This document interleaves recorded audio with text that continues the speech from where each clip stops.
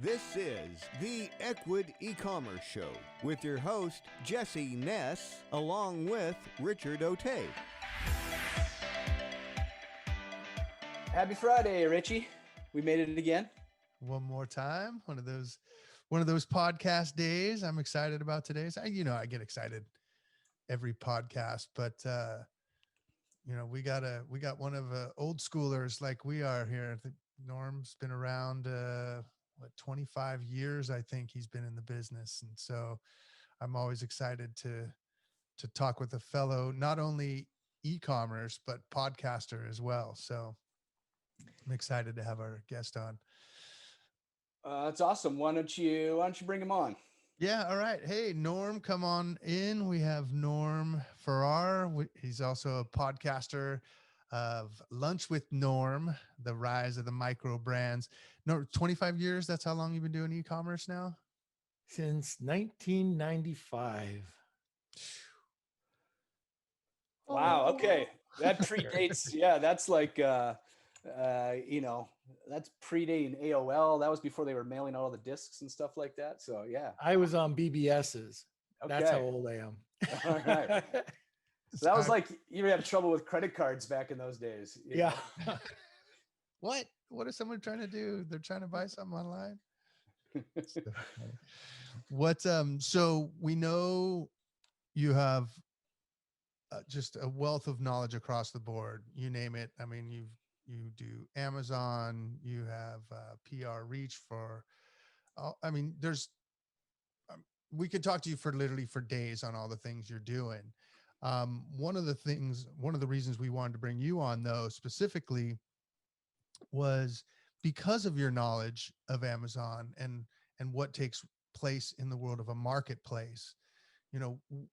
What could you help people who have they're just starting out, they have a traditional e-commerce store with Ecwid, and they're just getting started, like from a mindset perspective, from just the way they look at their business, what is something they should be thinking about that they might not have even considered? One of the challenges, and this is an overlay from Amazon over to e-commerce, just new sellers are typically trying to get a product out on the marketplace. They might have done some research. They might have done price optimization, but they really left their brand behind. So brand is sort of secondary. I went to Fiverr. I got a $5 brand. Well, yeah, you know what? You missed out on a zero when you go and sell your company because your brand is horrible. Your brand recognition is going to be horrible.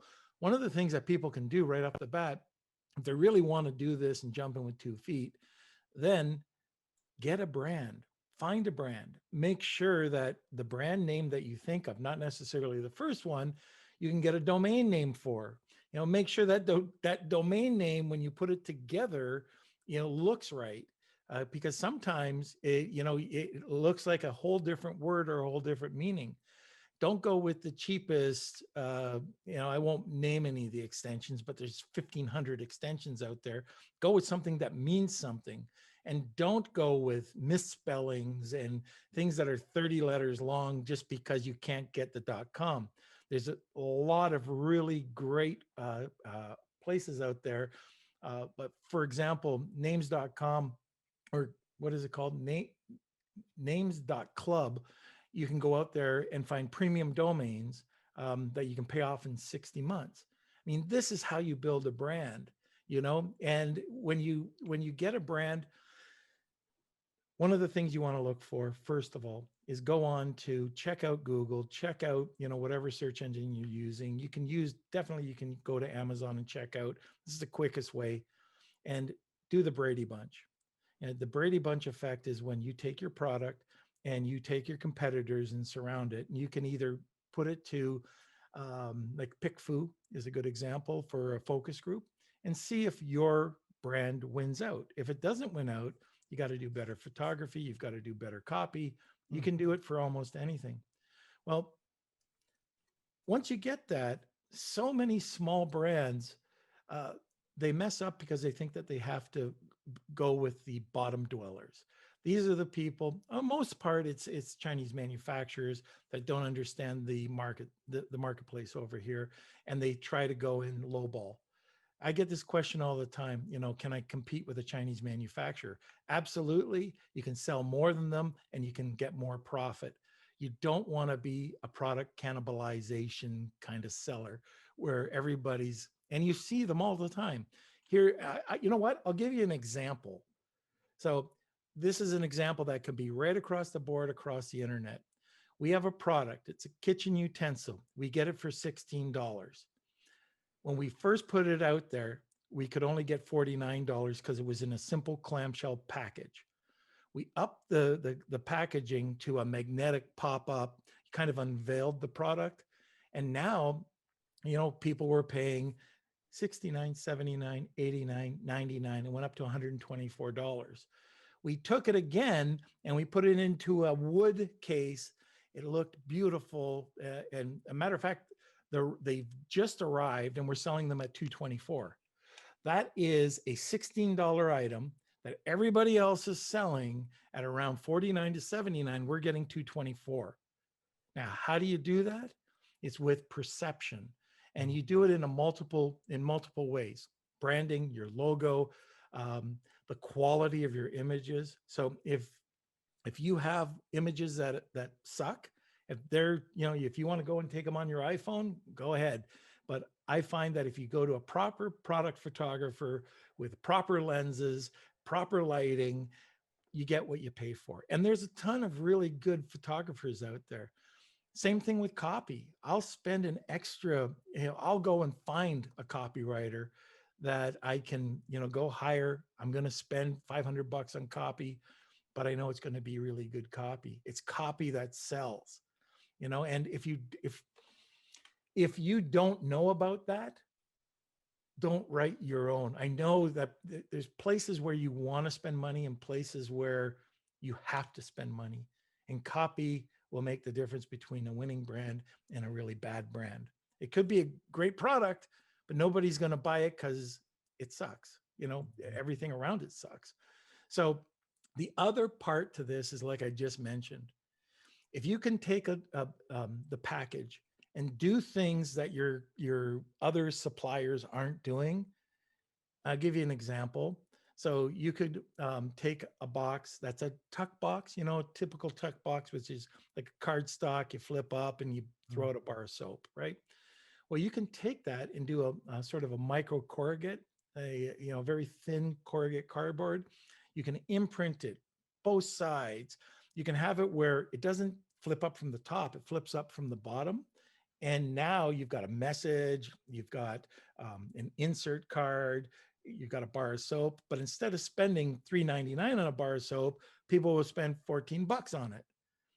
Whole different ball game, Everything's got to look like the brand.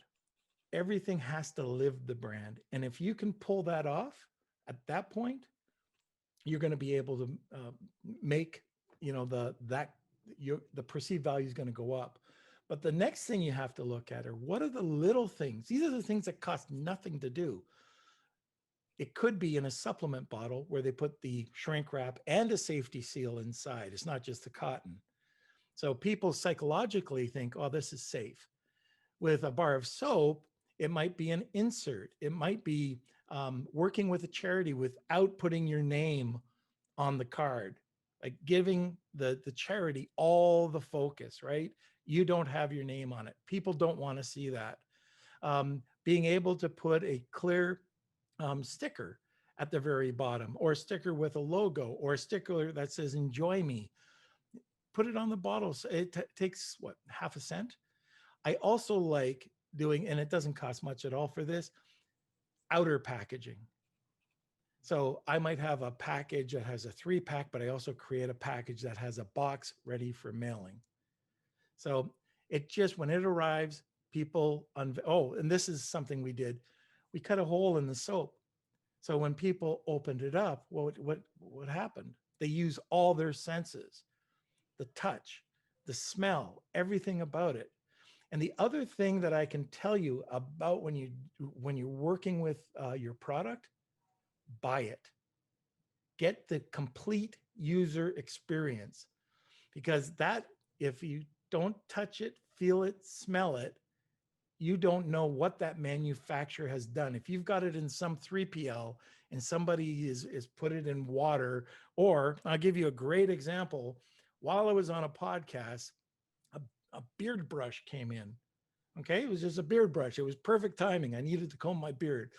Anyways, it came in a burlap sack that smelt like somebody used it as one of these dog poop bags. It was horrible. If the manufacturer or the seller ever bought that, they would never let that come to me. Plus, all the bristles on the inside were filled with just dust, dirt. And so check it out. And if you can, what you do is you want to use it yourself. You want to get other people's opinions, to send it out. Get real information back from people. So that, I mean, very quickly, that's how you get perceived value, is not only, you trying to say what's right, because half the time, if I'm in a focus group, I'm wrong. So you get other opinions, you get other people to see, what can you do to improve this customer experience? On top of that, by the way, buy your competition. If you don't buy your competitor's product and you don't know what the customer experience is, people say it's customer journey, then you won't know what you're up against. And the other thing I was talking to somebody earlier today, is you need to have exceptional customer service. So, and again, see what your competitors are doing. And if you can go one step above what they're doing, then you're going to get the sale, especially consumable products or the things like soap. They last 30 days or they last 15 days. People got to buy it. If they've ever contacted you, or if you've contacted them, then at the end of the day, they're going to remember that and remember your brand. Yeah, it's true. I mean, so many of these things we've covered in some way, shape, or form, but you just putting it so succinctly, and just what someone is thinking when they're going through the process. And sometimes this is a conscious process, and sometimes it's actually subconscious. Like, you're probably not even thinking about it. I think about that when you mentioned the packaging. I think of Apple. I'm an Apple fanboy, but I know it's not the best it's not the best product. It's not the fastest processor. It's not the quickest, all this stuff. Now, the way it functions with other products in its ecosystem and the way it comes out of that package, like, I literally still have every single one of my packages of every iPhone I've ever bought. You're like, why? Because they literally put that much time in to think about that, right? And to your point, though, of the logo, that's one of the easiest ones to miss. Like, I want to say it to the extent that I want people to think about it, but I don't want to freak them out to not get started. So let me ask you a question. Would you say that this is something that you just constantly improve upon? Or do you believe someone has to have all these things in place before they get started? Or is it just something you can just continuously get better at? Your product has to be the best. So the ingredients in your product, the smells, the feel, that has to be the best quality, best workmanship, depending on where your demographic is. But, you want to start out there. If you put that into a bottle that's let's say it's like an essential oil, and you put this essential oil, incredible fragrance or scent. Okay. So the aromatherapy part is there. And then all of a sudden you put it into a brown bottle like everybody else.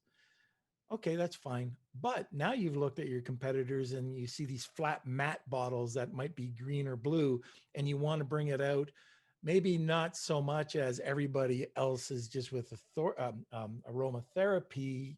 I don't know if that's the right word for that, but you market it now as health and wellness, bringing out the colors green and blue. Now you've got something going on. And if you bring out a logo with that, You can improve your logo. You can definitely do that. A lot of companies have.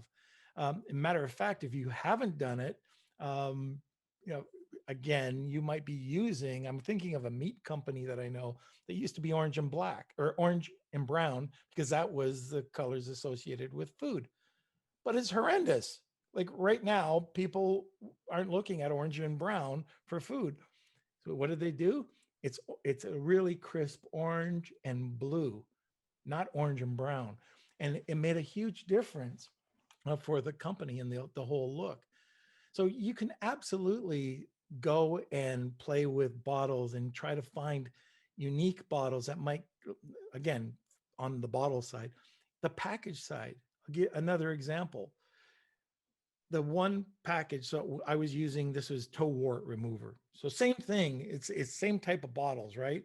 Brown, and it had a powder blue and yellow. It looked like there was a drop oozing off of a wart on a toe. This is on the bottle. They sold nothing.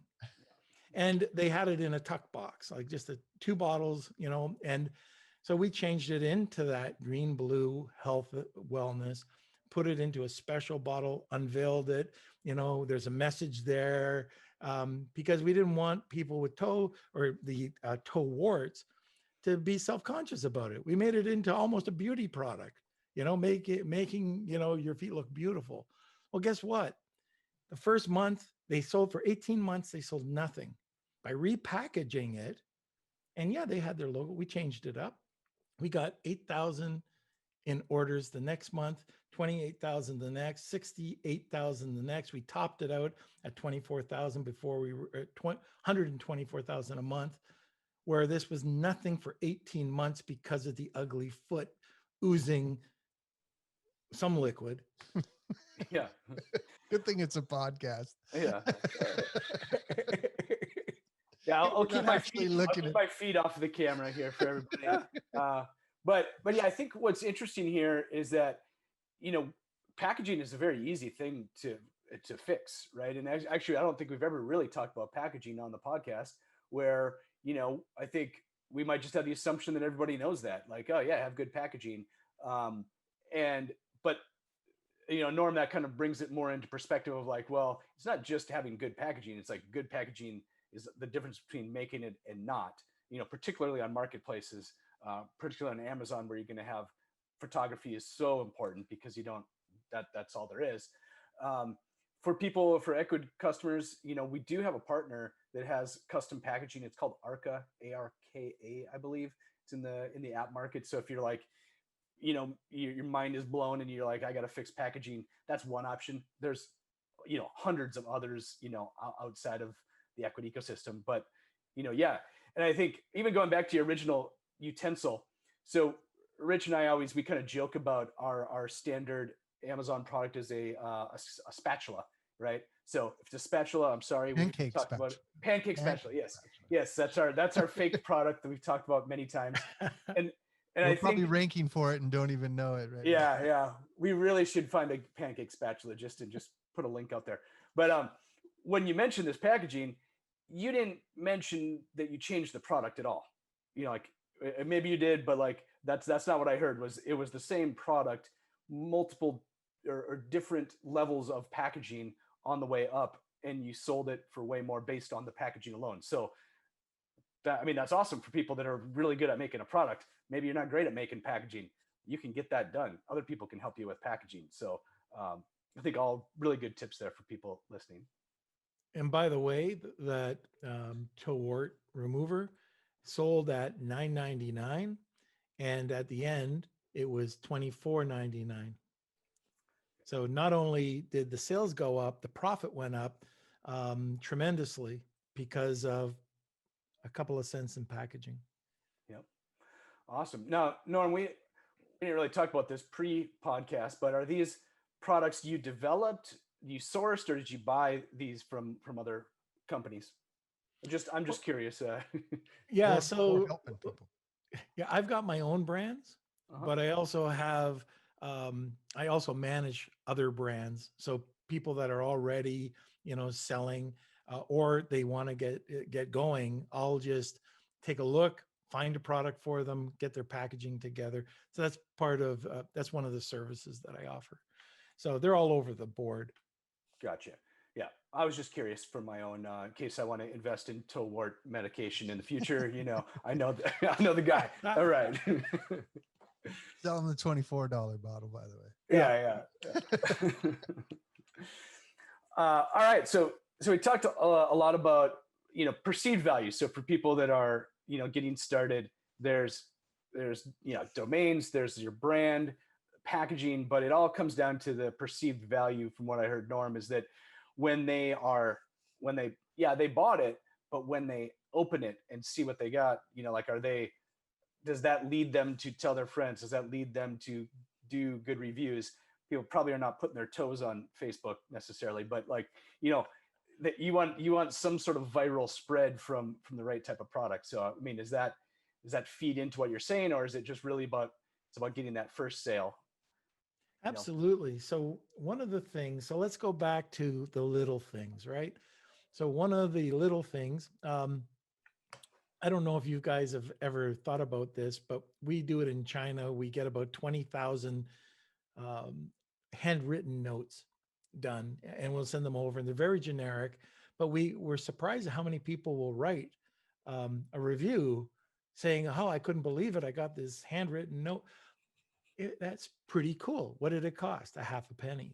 So it's not a lot of money. The other thing is, again, this is just cost nothing. You have an insert in your product and you tell the people what to do. Oh, enter or tag us and we'll do this. It might be enter into a small contest. It might be whatever it is. Let's say it's for a gift card or something. You can get tons of people promoting your product for you just by asking them to tag them in Instagram maybe. So you, right off the bat, you can get people doing things for you because of the brand, because of the perceived value. So people love to be loyal to brands. They really do. Think about it. We're just creatures of habit. So if I find something, the only reason I'm going to switch my soap or my coffee it's if something happens. And if I get somebody, a customer, and I can maintain them through customer service, deals, being in front of them, and just asking them to do things, man, you could grow your brand so quickly and have a quality loyal customer base. I had a question when it came to kind of that perceived value. Just go back to that for a second and bringing it into these brand ambassadors. One of the things I think of when it comes to brand is it's not necessarily you got to think about it, but your brand is kind of what other people say about you, right? Like now, and hopefully you start the conversation and it's going towards the narrative of that, which you are wanting to see as a brand. But how would you specifically maybe get some of these people to do some of that work for you? Let's just say your first customers, like you're saying it could potentially be like a contest. They could win something additional. They can get some new lens for their camera. Whatever the thing that they're buying. How do you get people to start to help you build that content? Well, there's a few different ways to do this, but if this is interesting, but people will do crazy things for swag. It's crazy. People will do things for a ball cap, for a t-shirt, for a coffee mug. It just that's one thing, a little bit off topic. No, it's not though, because back when we used to go to conferences, like I remember seeing people running over people to grab the flying t-shirt or the mug at the back or whatever. And I totally get it. It could be This is- anything. It could be a bloody stress ball. People, oh, a pen. How many pens do you have from conferences because you ran over to a table to grab one? Yeah. It doesn't have to be expensive. But if you can make it a bit sexier, a lot more people will, join in. But if you can take a customer, so you've got that customer experience, they love what they're doing, you might follow up. A lot of people don't follow up. So I ask people about lists all the time. They get lists, but they don't know what to do with them. Really.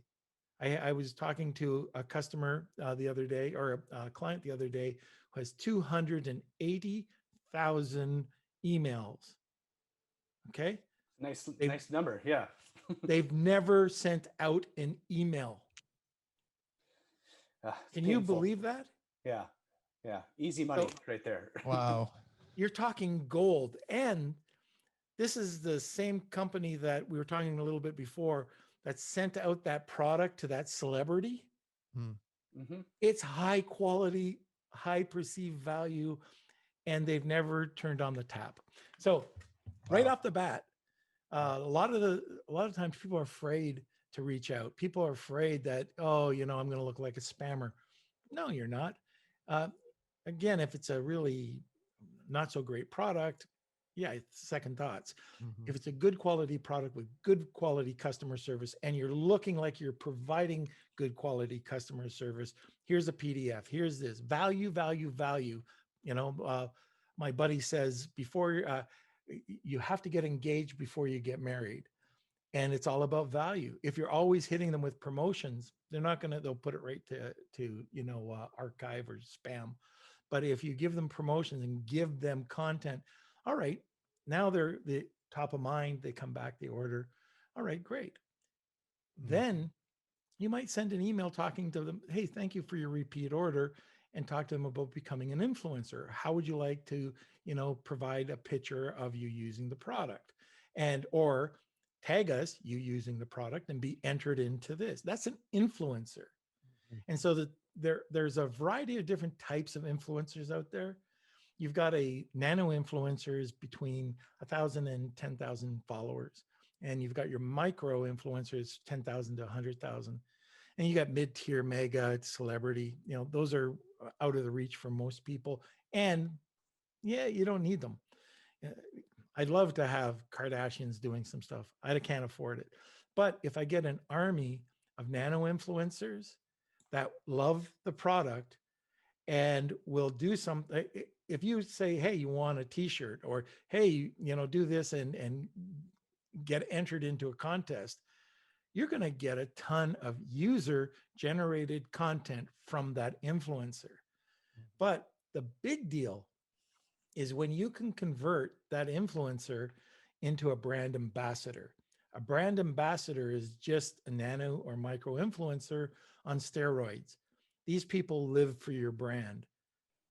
And it doesn't matter what it is. A buddy of mine, I'm in another business with him. He has swim diapers. Okay. In the last 3 months, he's got 2,000 photos, user generated photos. The other day, I think it was 2-3 weeks ago, he said, oh, I need to get videos. So this is videos you can put on YouTube, you can put it anywhere. Okay. He asked, within days, he got 30 videos exactly spinning it exactly the benefit that he wanted to highlight. So these are people that love the product. Where do you get it? Starts with the customer, goes to an influencer, and then turning them into brand ambassadors. And guess what? With a brand ambassador, you have an agreement usually with them that, hey, you can get 15% off. You have to buy 3 times a year from me. You need to post once or twice a month. We need photos, images. And usually if they write something, content, we'll pay, but it's a lot will just produce the content, and which is going to lead me to something else. So now that you've got these people with images and videos and content, guess where that leads? Google. So when somebody types in your name, well, one of the things to buy, if you want to buy, you have to have authority. So if you're a micro brand and nobody knows you, people aren't going to buy from you, or they could be skeptical. If you're showing up in the top, if you're ranked for top keywords, plus you see articles, plus you see bloggers writing about how great your product is, then that turns into authority. And depending how good the quality is, your website, social media, the content itself, it turns directly into trust. If you don't have trust, you don't get sales. So that's what these people do for you. It's incredible. And you can easily go out and recruit these people. If you're not getting them through your customer base, you can go and recruit influencers. Again, very easy. And I'm happy to provide search strings that people can go and find them on Google, find them on Facebook, or find them on Instagram very easily. Yeah, Norm, I definitely would like to reverse engineer that and kind of break it down, because you started with customers, right? Yep. So that's the easiest types of influencers, because they've already bought from you organically. Um, you know, and the process, from what I heard, and correct me if I'm wrong, is more you're asking them for reviews, for pictures. Maybe you're asking them to, do these pictures, and maybe they're entered in a contest. Is that kind of the first and easiest layer of an influencer to get, or did I miss something there? Yeah, usually, like, you can get their attention, a customer's attention. I've seen this done where you have an insert in your package that says, just tag us and be entered into a contest. Or a plastic card is actually inserted into the insert that shows that, chances to win $500 or whatever it is. So that works right off the bat. People get it. They want to enter into the contest. You're going to drive them. This is the beautiful part. You drive them to your website where they've got to, put all this information in. So now you're gathering their information, email or whatever. And then you've got your first level. The next level to this is where you want to get your repeat customers. These are people that, okay, they might have entered into the contest. They're not fully on board, but they've come back and bought your product twice, 3 times, 4 times. Okay. Hey, how would you like to, provide us with? And again, you spin it. It's like a perfectly written press release. You spin it in your words of what you want, and you'll get that. That's the beauty of it. Mm-hmm. And so you're asking for them to do a video, like, yes, with your features or benefits that you want to highlight. Okay. And are you looking for people that have a pretty large following? So somebody tags you and they got 100 people, they're following them on Facebook and Instagram. That's just a regular Joe, great, but not really what you're looking for. Are you actively looking for people that have a bunch of followers that are more, capital I influencers, to try to figure out who's somebody you want to focus in on, or how do you? I love nano. So okay. Between 1,000 and 10,000, mm-hmm. people believe, and they are influenced, truly influenced, and they have a lot more engagement with family, friends. If somebody's using something, they believe in that person. As you go up the scale, let's say right up to the high-end celebrity, they might, just have your product in the background, or the engagement is so low about your product that it really doesn't pay out. At least that's what I found. If I keep with an army of nano-influencers, it will pay out tenfold, because people believe in your product. They spread your product. They write about your product. And I should add, you need to add this, but who owns the copyright? It's very important. So you want to have that either co-op, you and the person who took the image or video, or it is transferred over to you. So you can promote as you like, because I have seen it where there has been problems with this one YouTube influencer. We did something with a chef's knife, and he did it. It was on YouTube. The YouTube video was put onto Amazon, and the guy went ballistic. So luckily, the the seller wasn't sued. But and there's all sorts of other things that you can do too. Like if you want to go out and get an influencer, let's say that it's a kitchen utensil or a knife. Think about sending out knives to chefs or restaurants and say, here you go. Here's a free product. All I'm looking for you is to pose with the picture with the knife and give us your favorite recipe. So you can publish that on your social media. Or even better, asking them to do a live video or write some content. That would be nice. It doesn't usually happen, for I would say for a chef. Another way, getting people, and this is real, culinary. Send a set of knives or send a set of utensils to a culinary school on one condition, that during the graduation they'll pose with the product. You'll get tons and tons of people that will, not only promote your product, but you can use later on to influence you, like those chefs. Okay. So let's say somebody wants to go down this influencer path here. What's the easiest way to start? Because otherwise you can't just start mailing knives out all over the place without any, sense of what's going to work or not. Like what's a good way online to kind of get your feet wet without losing all your money? Well, depending on, I would go and I would find influencers that have, and this is outside of having the insert in your product. Then, if you see the repeat, there's other ways of doing it. You can go in and you can go to Instagram, YouTube, Facebook, you name the social media platform, check out influencers that have your kind of personality. Mm-hmm. Follow them, start engagement, comment, like things, and then just direct message them and leave your ego. Don't talk about your product. Just, I love what I see. I'd love to be involved with you. I have a product. Would you be interested?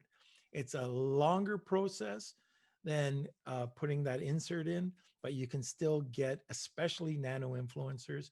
Wow, they paid attention to me. Oh, they like my like what I'm posting. Great. Another thing that you want to kind of keep in mind right now is if you go over to TikTok, you can get incredible influencers with tons of following for nothing or very inexpensive. It's not like Instagram. So you can find somebody with 500,000 followers and pay little to nothing. Yeah, that's great. I like it. I mean, yeah. You got a list of those? Yeah, where's the secret list? But we'll take that offline. All right. That's awesome. Awesome, RichE. You have any? I can tell you have questions bubbling up here, but I want to give you a chance to ask some questions here before we wrap it up. I mean, seriously, Norm, I could talk to you for days. So it's not. There's not one real question that's popping up for me as much as I would say if others are thinking kind of like I am, like, wow, there's so much more I'd like to know. I would, no matter what, before you get off here, I want to make sure we give you the opportunity to let people know where they should get a hold of you or where they can learn more about what you're up to. Because if they're kind of mind blown and want to dive into more of what you have to offer, where should they go? Okay, probably I'm all over. Like, go onto social media, just type in Norm Ferrari. You'll see one guy with a 3-foot long beard, or maybe two. But anyways, I'm there. If you want, you can drop me a question at on Facebook. I have a Facebook page called Norm Ferrari, aka the Beard Guy. It'll just come up. If you want to email me, just Norm at AMZ, like Amazon, AMZ.club, not com.club. And I answer every email. I can't tell you that it's going to be within an hour or in a day, but I do answer all my emails. Awesome. We'll be sure to put those in the show notes too. Yeah, we'll get those for the podcast only. This is an epic beard here, putting me and Richie to shame. So for YouTubers are seeing it, but I'm working on it. It's quarantine beard for me, but yeah. All right. Well, Richie, any last questions here? No, that's it. I just want to get to work. I want to actually start working on that list of The influencers. I like the nanos too. You know, just because they're like real people, right? Like and the people that have 1 million people following them, like, okay, sounds. Yeah. I mean, I'd take it if they wanted to offer, they'd do it for me, but someone who's got 2,000 that actually have people talking with them all the time, that's pretty cool. You get it, like you said, you get an army of those. So yeah, I'm ready to get off and start working on the army, get ready for the weekend. Awesome. Well, Norm, really appreciate you being on the show. We'll leave all the links for you on the show notes. For everybody out there listening, get out there and make it happen.